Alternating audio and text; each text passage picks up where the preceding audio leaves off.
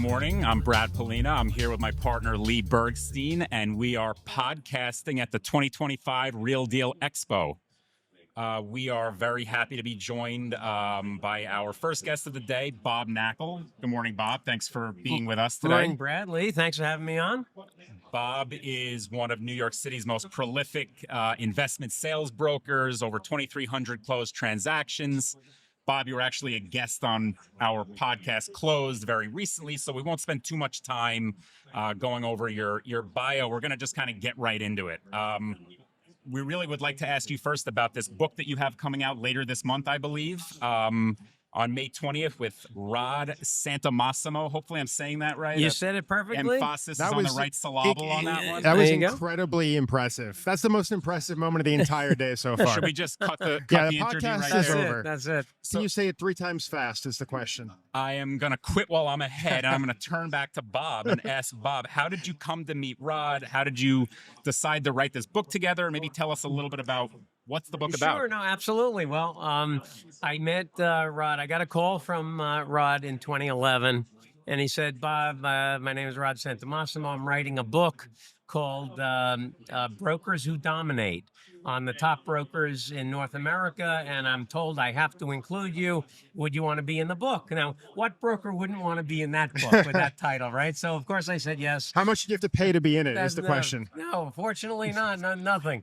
But we did several phone interviews talking about the business, talking about my background, stuff like that. And I got around to asking him, I said, so, how many books have you written? What kind of books do you write? He said, oh, this is my first book. I don't write books. I'm a broker coach. I said, broker coach? What the hell's a broker coach? I never heard of that. And he explained to me what he did. And it occurred to me, well, Tiger Woods has a coach. Michael Jordan has a coach.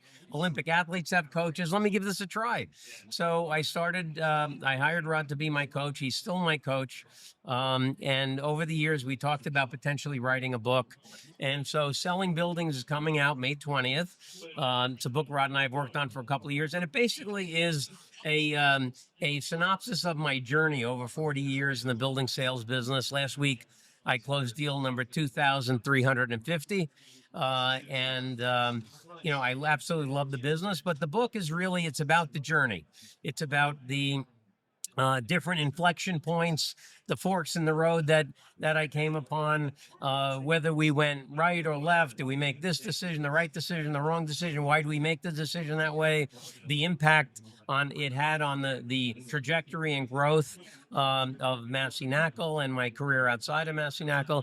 And then Rod takes a look at everything. He's coached thousands of brokers across the country and across North America. And he kind of looks at it from 40,000 feet. And there are tremendous lessons in the book for both brokers and investors. Things to do to create value, mistakes not to make, and I've made thousands of mistakes.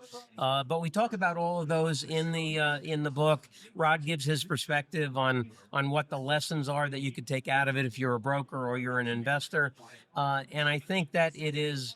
The premise is a synopsis of my career, but really what it is, it's a book about teaching people the things to do to succeed, pitfalls to avoid, and I think folks will get a lot out of it.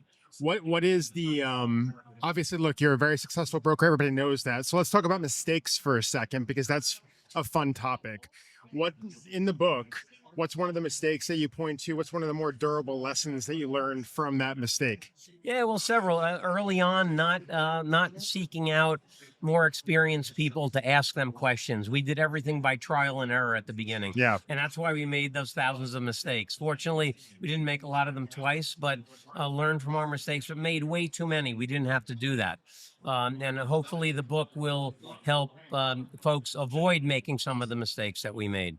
Not keeping in touch with clients I sold properties for regularly. One of the first things I did working with Rod, he said, BK, how are you keeping in touch with all the people that you've sold property for in the past? Past client touches. Yeah, we call him inactive client. A past client is someone who died. Okay. An inactive client, someone you're not currently working with, but worked with in the past. I love that distinction, by the way. And I said, I'm not keeping in touch with them. He says, how could you do that? You already worked for them. You proved what you could do. They probably had a good experience with you. And interestingly, when I make regular prospecting calls to my list of folks I haven't worked with, I'm getting about 3 or 4 leads out of every 20 people I call. When I'm calling my inactive clients, I'm getting 3 or 4 leads out of every 11 people I call. So the productivity and the efficacy of calling those inactive clients is much higher. I never knew that. So a lot of things that lessons that we learned along the way that I think will be very instructive for people. I actually want to ask you to expand on that for a minute. The podcast that you recently did with our firm, I think I remember a line that you said, a building sits with an owner for an average amount of time, and it's generally decades, if I understood. Well, absolutely right. And if we look at Manhattan as a microcosm of New York, south of 96th Street, there's 27,649 buildings. Over 40 years, the average turnover rate of that stock of buildings has been 2.6%. What does that tell you? It tells you not a lot of stuff sells every year. Also tells you that when someone buys a property in Manhattan, on average, they own it for 40 years before they sell it.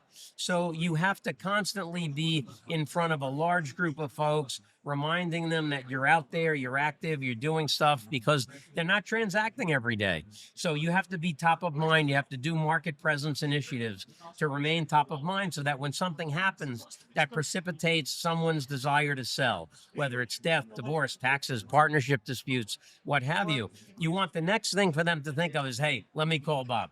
So these days, one of the things that you're known for, I would say, is your social media presence. LinkedIn, you have tens of thousands of followers. Maybe this is in the book, but what were some of the things you were doing in the pre-LinkedIn, pre-social media age to stay top of mind for somebody that probably is not going to sell a building for 20, 30, 40 years? Well, Brad, we were creating content before creating content was even, we knew what that was. Back in the old days, before email became very popular, we were sending out 3 million pieces of mail a year at Massey Knakal. Market reports, setups on properties, tombstones on properties we had sold, comparable sale information. We were sending out all kinds of stuff in mass to people. And people to this day, we haven't sent out a Massey Knakal mailing in over 10 years. People still remember getting those mailings. So, and social media, unbelievable. I've been on it in earnest for a little over 2 years now. And it's starting to really produce tangible signs of producing business where I can actually connect dots. I had somebody call me the other day that said, hey, I just inherited a development site from my dad. I'm not a real estate guy, but I went to perplexity.ai and put in who's the top development site broker in New York City. And the first 3 pages was nothing but your name, Bob. I'm hiring you to sell the $55 million development site. Yesterday, I had a client come into the office. One of the young guys had called this guy, has a development site he wants to sell, came into the office. I started to explain what BKREA was. Oh, you don't have to do that. I follow you on social media. Why do you think I'm here? I'm hiring you to sell my building. And he wanted an autographed baseball card, and he wanted an autographed copy of my book. And I'm like, the potential client is asking me for an autograph. You don't think I'm going to get this business?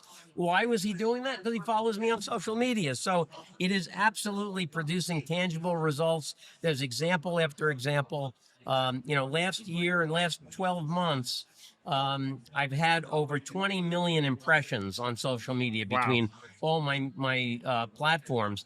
And I'm telling you, if you are not in integrating social media into your market presence campaign, you're missing a huge opportunity. It's funny because I went to perplexity.ai and asked who are the top real estate lawyers in New York, and it said not you, which was a very strange moment that's for me. Because you need to do a little bit more social media work. That's all. I wanted to, we could talk about your marketing forever, and I think what's actually awesome about.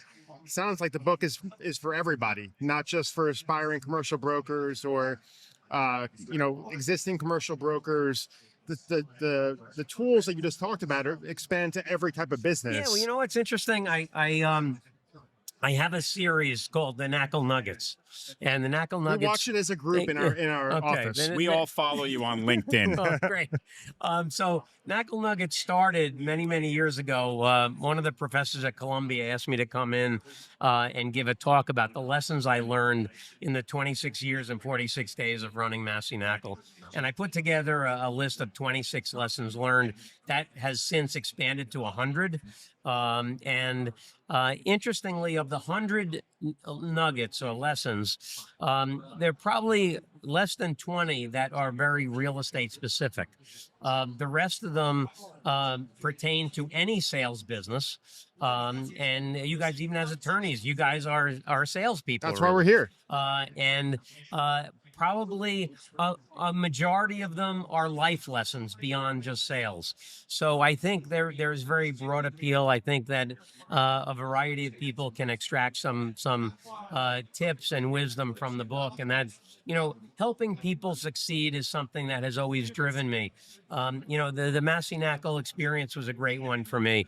For 14 years in a row, we sold 3 times the number of properties as the number 2 firm in town.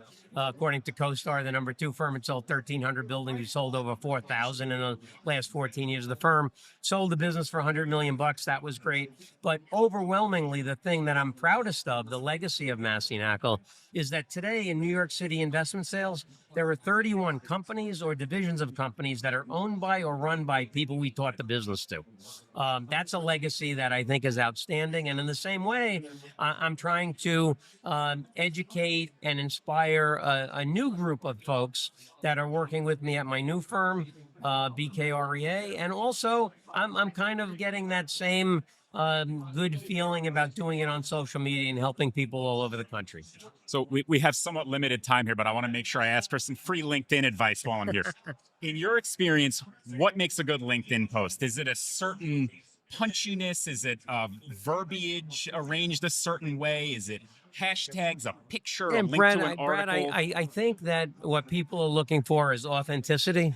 And I think that is, everybody is different, everybody's unique. So bring your own style, your own voice to what you're posting. And I think people want to see more than just what is typically out there. As a broker, when I decided in late 22 that I was going to get on social media starting in January of 23, I took a look at what all of the brokers were doing, and basically investment sales brokers were saying, I just listed this, I just sold that, and with what they sold, it was, here's the size of the building, here was the price, but very little detail. And I said, the really interesting thing about real estate, let's go behind the scenes. What drove the seller crazy? What made the buyer crazy? How did you overcome impasses? What were the challenges you had to overcome? What were the actions you took to overcome those challenges? What were the results? What did the client have to say about it? And so I think I tried to bring a different perspective to what I'm doing, and it seems to have resonated with people. So I'd say figure out how you can deliver an authentic message about what your experience has been, kind of go behind the scenes a little bit. And I think people love to hear that stuff. I think what's really critical, and then I want to ask you one more question about the book before we let you go, is do I want to meet this person? How do I get people to want to meet me? And I think authenticity, showing your human side, taking them behind the scenes, whatever it takes to get someone really interested in you, not just what you do, but who you are. I think that's a really profound way to make an impact on social media. Yeah. I do want to ask you about the book before we let you go one more time. Mm-hmm. I know kind of the critical piece of the book is selling versus listing. So I'm not sure many people out there kind of understand and recognize the significance of that distinction. So really quickly, what is the significance of that? I know you expound upon it in the book, but for those listening, what's the difference between the two things? Yeah, well, every sale for us is actually 2 sales. Number one, because I only work on exclusive listings, I have to sell the client on hiring me exclusively to represent them. After they've done that, then I have to sell the building. Yeah. 2 very, very different processes. And so I think it's important to be cognizant of what works when trying to get hired and then what works when trying to sell the building. But you have to understand what it is you're doing. And I always say real estate is not the real estate business. Real estate is the information and relationship business. And I think very much, Laura, I could say the same thing. You guys know what you're doing. I think for social media, people would probably want to hear, hey, this was the circumstances that client X had, and client X had these challenges, and this is what we did to help that client out of it. These are the actions we took. These are the results that were produced. And I think that kind of thing resonates with people because they may be in the same circumstances. They want to know, how can you help them get out of their circumstances? Well, Bob, thanks for taking a few minutes. We're all going to read the book. We're going to give it away for for July 4th. I guess that's the next holiday that we can disseminate it. I appreciate it. Well, come to the book launch May 20th, 2 Penn Plaza. It's going to be great, and love to have you guys there. We're there. So if people want to get the book, where should they You can go? go to Amazon.com. The book is called Selling Buildings. I'm co-written with Rod Santomassimo, but you can buy advance copies on Amazon, and look for it in your favorite bookstore. Thanks again. Go network, Bob. We appreciate the time. Thank Great. you, Bob. Thanks a lot, guys. For more on all things real estate and the law, subscribe to this and our other podcasts. Follow Bergstein, Flynn, Knowlton, and Pollina on social media. Subscribe to our newsletter and go to bfklawoffice.com. That's bfklawoffice.com to learn more.